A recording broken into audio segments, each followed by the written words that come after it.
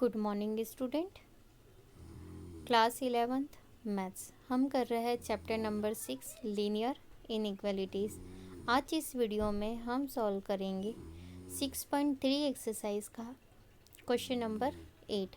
Question number 8 आपके पास given है, solve the linear inequalities by graphical representation.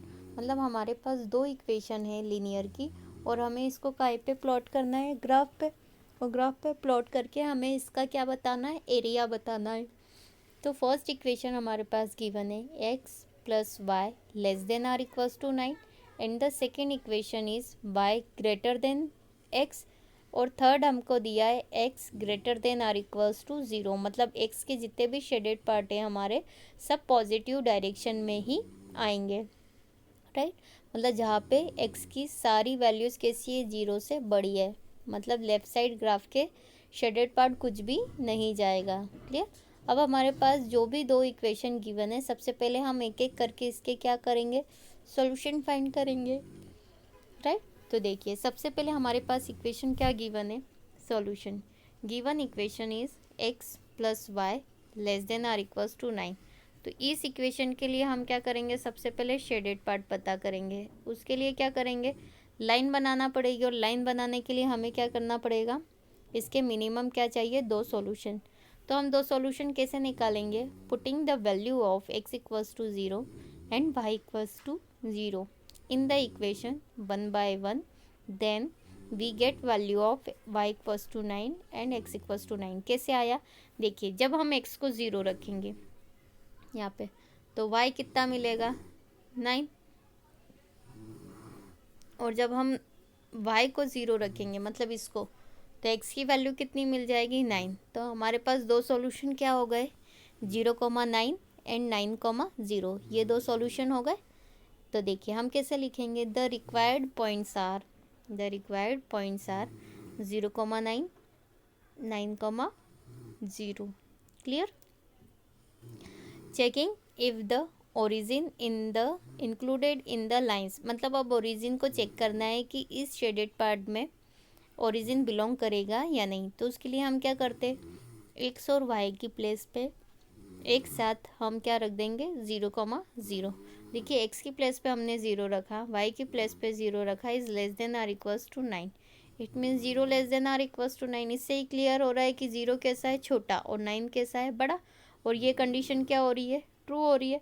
True हो रही है मतलब इसमें इस लाइन के शेडेड पार्ट में ओरिजिन जो है वो डेफिनेटली क्या होगा, इंक्लूड होगा। तो हम कैसे लिखेंगे, विच इज़ ट्रू, ये क्या है हमारे लिए, ट्रू है, which is true, so the required area would be including the origin and hence will lie on the left side of the line graph. पहली वाली इक्वेशन का हो गया। दूसरी इक्वेशन क्या है, y is greater than x, y is greater than x। मतलब हमें इसके कितने सॉल्यूशन चाहिए, हमें इसके कितने सॉल्यूशन चाहिए, दो सॉल्यूशन चाहिए, राइट। दो सॉल्यूशन चाहिए। क्लियर। तो दो सॉल्यूशन के लिए क्या ले लिया हमने, x और y।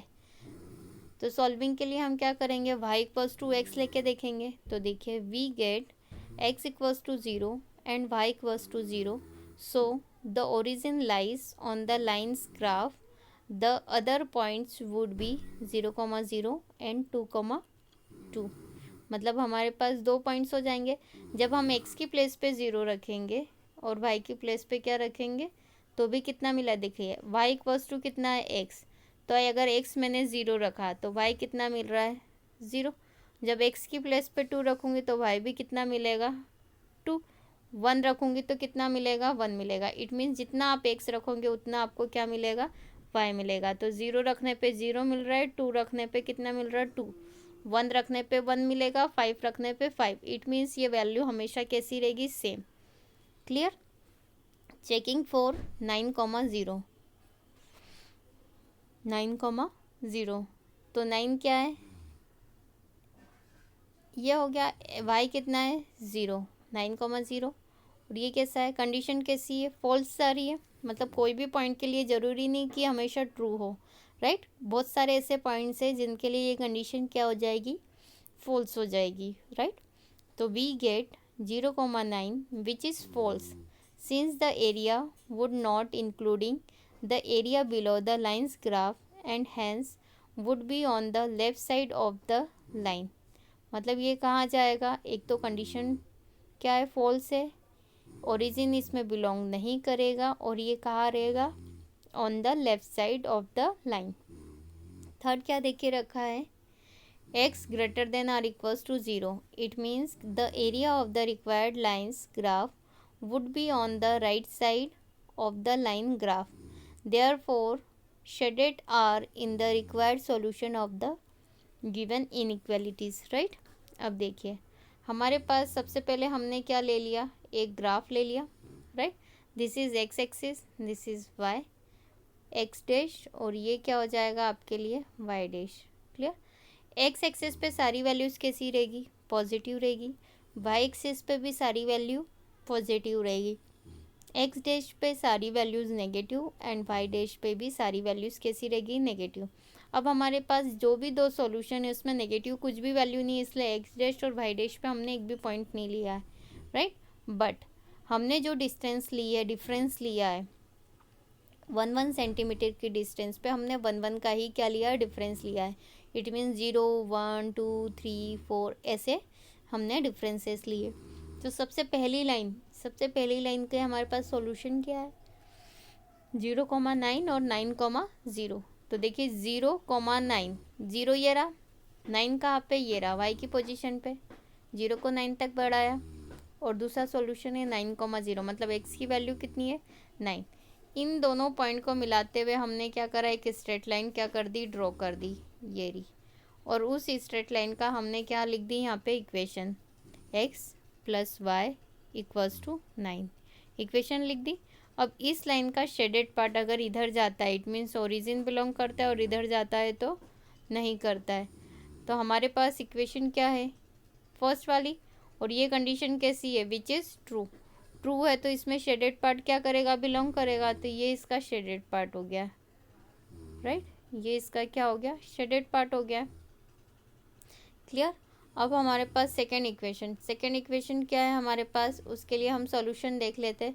सेकेंड के लिए सॉल्यूशन क्या है हमारे पास, 0,0 2,0 2,2 1,1 4,4, मतलब हम पे डिपेंड करेगा। 0,0 दोनों एक्सिस का 0 ये रहा पहला पॉइंट, 1,1 2,2, मतलब डेफिनेटली इन पॉइंटों को मिलाते हुए हम क्या कर सकते हैं, एक स्ट्रेट लाइन को क्या कर सकते हैं, ड्रॉ करते हैं। और इसका शेडेड पार्ट कहाँ चले जाएगा, फॉल्स है, मतलब नीचे की साइड नहीं आएगा, कहाँ जाएगा, वो साइड, मतलब x + y ≤ 4, मतलब ये कहाँ जाएगा, ऊपर की तरफ जाएगा, राइट। अब इसमें एक चीज़ क्लियर कर देती हूँ, ये वाला पार्ट आपका, ये देखो इस ग्राफ के 4 पार्ट होते हैं, this is first, second, third and fourth. इसमें सारी वैल्यूज़ कैसी रहती है, पॉजिटिव, ये नेगेटिव और ये भी नीचे वाला पार्ट इसमें क्या आ जाता है, पॉजिटिव। इससे ये क्लियर होता है कि आपका जो भी ग्राफ बनेगा सिर्फ एक फर्स्ट वाले क्वाड्रेंट में ही बनेगा। अब हमें ये बताना है कि इन दोनों का कॉमन एरिया कौन सा है। तो ये वाला पार्ट ऐसा है जो इनका क्या है, कॉमन एरिया है, क्योंकि इधर से भी हो रहा है और इस लाइन के अबव भी हो रहा है, मतलब ये पार्ट आपका क्या हो गया, कॉमन एरिया हो गया, राइट। ये आपका क्या हो गया, कॉमन एरिया। तो इस तरीके से हमारे पास जो भी इक्वेशन गिवन हो लीनियर इनइक्वालिटीज़, तो आप उसको क्या कर सकते हैं, ग्राफिकल रिप्रेजेंटेशन करके इक्वेशन को क्या कर सकते हो, सॉल्व कर सकते हो। Thank you.